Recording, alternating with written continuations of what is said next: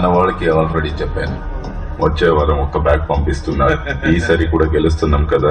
మీరు ఇంకొంచెం బాగా చూసుకుంటే ఫుల్ మెజారిటీతో గెలిచేయచ్చు. ఏం రా సపోర్ట్ చేయండి.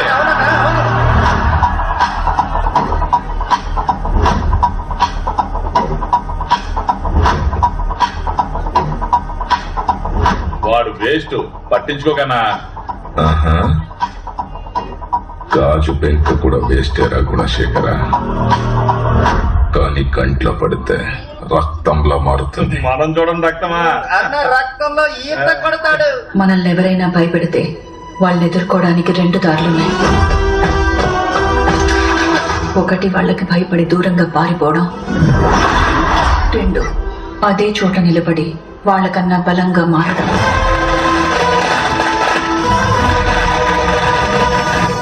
ఇప్పుడు నువ్వే దారిలో వెళ్లాలో నువ్వే నిర్ణయించుకోవాలి. నేనొస్తాను నీకోసం కదిలి, న్యాయాన్నే గెలిపిస్తాను న్యాయముగా నడిచి, కాసులతో కొనలేని నీతిని నేలిగిసి, జాతి మతం చూడని భుజమై నిలిచి, నేనొస్తాను నీకోసం కదిలి. ఇప్పుడు నువ్వే దారిలో వెళ్లాలో నువ్వే నిర్ణయించుకోవాలి.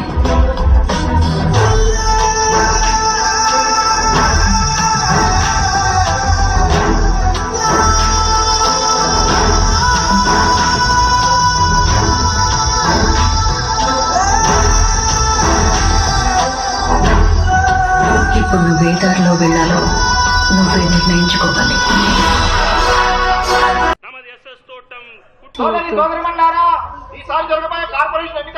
అమ్మా, మా ట్యూషన్ మాస్టర్ పెన్ను గుర్తుతో ఎలక్షన్ లో పోటీ చేస్తున్నారు. అతనికే ఓటేయాలి. ఎలక్షన్ నిలబడుతుంది. ఎందుకు నిల్చకూడదు? అతను మన పిల్లలందరికీ ట్యూషన్ చెప్తున్నాడా లేదా? అతను కాకపోతే ఇంకెవరు నిల్చుంటారు? ట్యూషన్ మాస్టర్ కార్పొరేటర్ ఒకటేనా? మా ట్యూషన్ మాస్టర్ ఎలక్షన్ లో పోటీ చేస్తున్నాడు. ఎందుకు రాదానికి పలికిమాల పనులు? గెలిస్తే మాత్రం ఏం చేస్తాడంట? అందరూ బీగుడు కాలే. చల్, ఈ సంవత్సరంకి వెళ్ళి మా అందరికి ఓట్లు వస్తున్నాయి, మేము మా మాస్టర్ కి ఓటేస్తాం. అరే, మన పిల్లల్ని చదివించి దారికి తీసుకొచ్చాడు, అట్లాంటిది మన ఏరియా డెవలప్ చేయలేడా? నేను ఆయనకే ఓటేస్తా. ట్యూషన్ మాస్టర్ ఎలక్షన్ లో నిలబడుతున్నట్ట. నిలబడితే నాకేంది? నేను ఎవరు గుడిసెకరణకే వేస్తా. ఒక్కొక్క వాడికి నీళ్ళకి మాత్రమే సంవత్సరానికి 40 లక్షలు ఖర్చు పెట్టినారని పేపర్స్ చెప్తున్నాయి. కానీ వారానికి 3 సార్లు మనం నీళ్ల కోసం కొట్టుకుంటాం. ఇది ఒక వాటర్ ట్యాంక్, పోయిన సంవత్సరం పెట్టారు. దీని రేట్ ఎంతో తెలుసా? ఎంత? ఈ ట్యాంక్ కి సిమెంట్ కి ఓ 2 లక్షల దాకా అయి ఉంటది. ఒక 2 లక్షల ట్యాంక్ కి 7 లక్షల లెక్క చూపిస్తున్నారు. ఈ ఏరియాలో మటుకే 24 వాటర్ ట్యాంకులు ఉన్నాయి. మనకి తెలియకుండానే మన వెనక ఎంత దోచుకుంటున్నారో తెలుస్తుందా?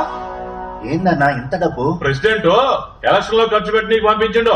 నా ఖర్చులకి 30%, మిగతావన్నీ నా కోసం నీళ్ళలా ఖర్చు పెట్టండి. ఖర్చు పెట్టి నన్ను గెలిపించాలే. ఇంకో 20 నాకు కావాలి. ఇవ్వు అన్నా, ఈడ తక్కువ అవుతుంది, ఆడ ఎక్కువ అవుతుంది. ఈ సంచి పెద్దదిరా, అత్తం నీ నోరు లెక్క. పోలీసు శాఖ వారి విజ్ఞప్తి, ఎన్నికల సందర్భంగా పార్టీల వాళ్ళు డబ్బు చూపించి ఓట్ల కోసం ప్రలోభ పెట్టగలరు. ఓటు కోసం డబ్బులు ఇవ్వడం, తీసుకోవడం చట్టరీత్యా నేరం. మీ ఓటు చాలా అమూల్యమైనది, దాన్ని అమ్ముకోవద్దు. పిడికిల్ గుర్తు కోటే, పిడికిల్ గుర్తు.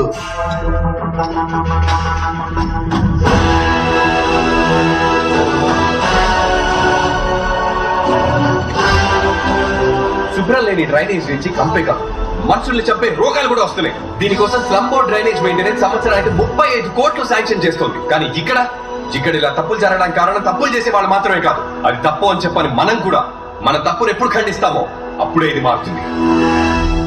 నా గుండెకి తగిలిన పెద్ద గాయం ఏంటంటే, ఈ ఊరికి నేనేం చేయలేకపోయానే అని. నువ్వు నా ఆశయాన్ని నెరవేరుస్తావని నేను ఇంకా ప్రాణాలతో ఉన్నాను. అమ్మా, పాస్ అయ్యానమ్మా.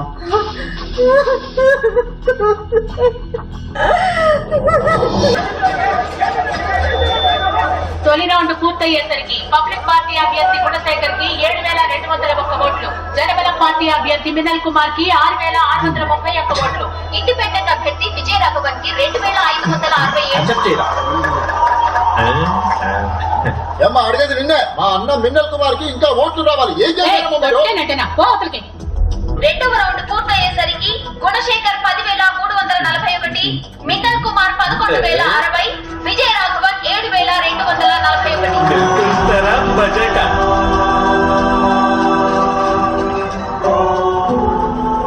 మూడవ రౌండ్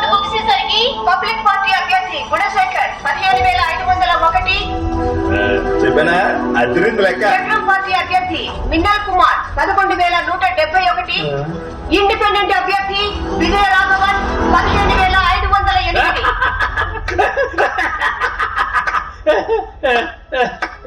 అన్న మనం 7 ఓట్లతో గెలవలేదు, 7 ఓట్లతో ఓడిపోయాం. 147వ వార్డు అభ్యర్థి విజయ రాఘవన్ 7 ఓట్ల ఆధిక్యతతో గెలుపొందారు. నేనొస్తాను నీ కోసం కదిలి, న్యాయాన్నే గెలిపిస్తాను న్యాయముగా నడిచి.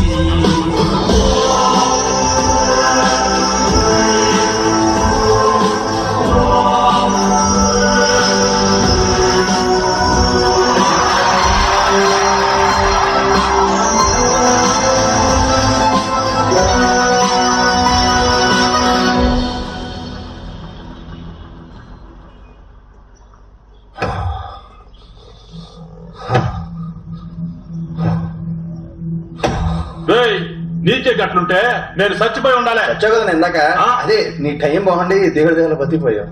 మోస్కాడు కాలేజీకి వచ్చిన రోజు నుంచి లొల్లి షురు అయిందన్న. వచ్చిన మొదటి రోజే సూరన్నతో లొల్లి పెట్టుకున్నాడన్న. సూరిగాడిని కొట్టాడని సూరిక నాకు చెప్పి వాడిని కొట్టి కాలంలో పడేశారు. జనాలు వాడి మీద జాలి చూపించారు. అలా కొట్టచ్చేస్తాను. రేయ్, గట్లయితే నీ ఓడిపోనికి మొదటి కారణం మీరేరా? నువ్వు ఒక న్యూస్ ని టీవీలో వేయించడానికి పర్మిషన్ తీసుకో అన్నా, నేను చూసుకుంటా. ఏం న్యూస్? సిటీలో పట్ట పగలే ఓ కార్పొరేటర్ దారుణ హత్య. శత్రువు మనల్ని ఎదిరించి ఓడించేలోపే శత్రువుని మన గుప్పెట్లో పెట్టుకొని మనం మన గమ్యాన్ని చేరుకోవాలి. కానీ దానికన్నా ముఖ్యం మన శత్రువెవరో ముందు తెలుసుకోవాలి. ఏ వార్డ్ లో కూడా నాకు నా పార్టీకి తెలియకుండా ఒక్కటి కూడా శాంక్షన్ ఇవ్వకూడదు. బాగున్నావమ్మా? సార్, ఆ 145వ వార్డు కార్పొరేటర్ కాల్ మీద కాల్ చేస్తున్నాడు. అన్నా ఏంటన్నా ఇది? ఆ ఇండిపెండెంట్ క్యాండిడేట్ మీకెందుకు కాల్ చేస్తున్నాడు? సార్, నేను విజయ రాఘవన్ని 145 వార్డ్ కార్పొరేటర్ ని.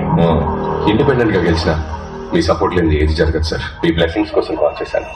రాజకీయాల్లో మీరే నాకు రోల్ మోడల్ సార్. మీ సపోర్ట్ నాకు ఎప్పుడు కావాలి సార్. మీరే నా ఇన్స్పిరేషన్. మీతో ఎప్పుడు టచ్ లో ఉంటాను సార్. మీరే నాకు గైడ్ చేయాల్సిందే.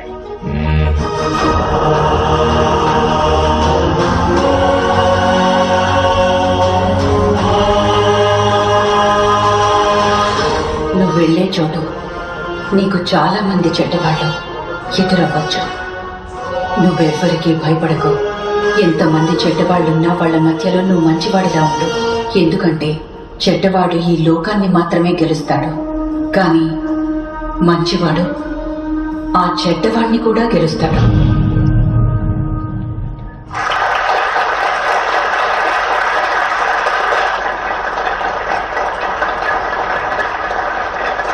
I'm happy to see you all.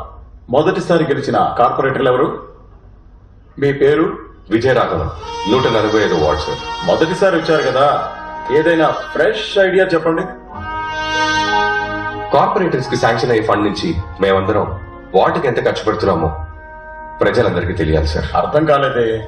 ఎలాగైతే మన బ్యాంక్ పర్సనల్ అకౌంట్స్ లో డబ్బులు వేసినా లేక తీసినా డైరెక్ట్ గా మన ఫోన్ కి మెసేజ్ వస్తుందో, అలాగే ఒక్కొక్క ఏరియాలో ఒక్కో కార్పొరేటర్ కి ఒక్కో వర్క్ కి ఎంత శాంక్షన్ అవుతుందో, ఎంత ఖర్చు అవుతుందో ప్రజలకు మెసేజ్ వెళ్ళాలి సార్. బ్యాంక్ నుండి డైరెక్ట్ గా మెసేజ్ వెళ్ళేట్టు నేను ప్రజలకి కనెక్ట్ చేయబోతున్నాను సార్. ఎంత వస్తుంది, ఎంత పోతుంది అన్న విషయం ప్రజలకు తెలియదు సార్.